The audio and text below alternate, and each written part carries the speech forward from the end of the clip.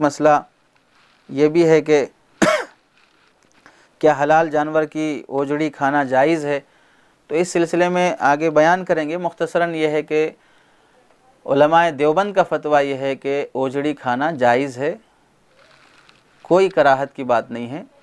رہی یہ بات کہ بھئی اس میں تو غلاظت جمی رہتی ہے، فلاں رہتا ہے، یہ رہتا، تو کھانے والے کون؟ آپ ہی کھا رہے ہیں نا بھئی، تو صاف کر کے کھائیں گے نا، ایسے ہی اٹھا کے نکال کے کھا لیں گے۔ ابھی خسائی کاٹ رہا ہو تو آپ فوراً اٹھا کے اوجڑی کچی ڈال رہے ہیں منہ میں، ایسے تھوڑی کھائیں گے آپ۔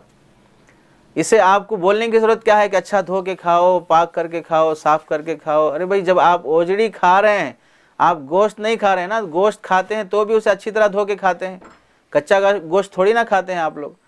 تو جب گوشت کھاتے ہیں تو دھوتے ہیں، تو جب اوجڑی کھا رہے ہوں تو اوجڑی تو آپ کو معلوم ہے کہ اس میں کچرا جمع رہتا ہے، اس میں غلاظت جمی رہتی ہے، تو اسے تو آپ اچھی طرح دھوئیں گے، اسے تو آپ ابالیں گے گرم پانی سے، اور پھر اسے پھینک کر اچھی طرح آپ دھو کے فلاں کر کے صاف صفائی کر کے ہی کھائیں گے۔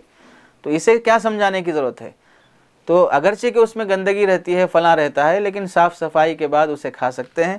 اسے حرام یا مکروہ بولنے کے لیے بھئی وہ گندگی کی جگہ ہے، فلاں ہے، تو یہ بات تو اللہ کے نبی صلی اللہ علیہ وسلم کو بھی معلوم ہے نا، صحابہ کو بھی معلوم ہے، فقہا کو معلوم ہے۔ تو کسی فقیہ نے، کسی صحابی نے اوجڑی کے حرام ہونے کا یا مکروہ ہونے کا کوئی قول ذکر ہی نہیں کیا ہے، تو پھر اسے کیوں آپ زبردستی اپنے اوپر حرام کر رہے ہیں؟ یا اگر آپ کو نہیں کھانا ہے تو مت کھائیے، اختلاف کی بات کیا ہے؟ یہ علماء دیوبند کے کتب فتاویٰ کا خلاصہ ہے۔ البتہ فتاویٰ رضویہ وغیرہ میں دیگر حضرات یہ کہتے ہیں کہ مکروہ ہے، نہیں کھانا چاہیے، بہتر ہے۔ تو جو حضرات کہتے ہیں مت کھائیں، کون زبردستی کر رہا ہے آپ کو کھانے کی؟ جو حضرات کھانا چاہیں کھائیں، آپ کو کون زبردستی کر رہا ہے؟ کوئی آپ کھا رہے ہیں تو کوئی آگے آپ سے نہیں چھینے گا۔ مسئلہ یہ ہے کہ کھانا جائز ہے۔ جن چیزوں کو یعنی حلال جانور کی جن چیزوں کو حدیث میں مکروہ یا حرام قرار دیا گیا ہے، ان میں اس کا ذکر نہیں کیا گیا ہے۔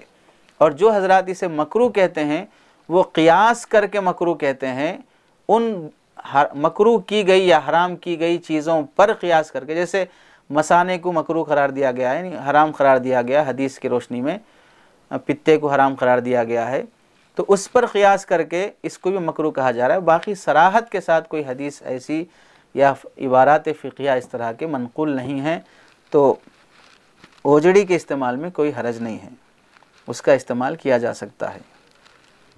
ابھی تک آپ نے مفتی احمد اللہ آفیشیل چینل کو سبسکرائب نہیں کیا ہے تو سبسکرائب کر لیں اور بیل آئیکن کو پریس کر دیں تاکہ ہمارے ہر نیو ویڈیو کی نوٹیفیکیشن آپ کو جلد سے جلد مل جائے۔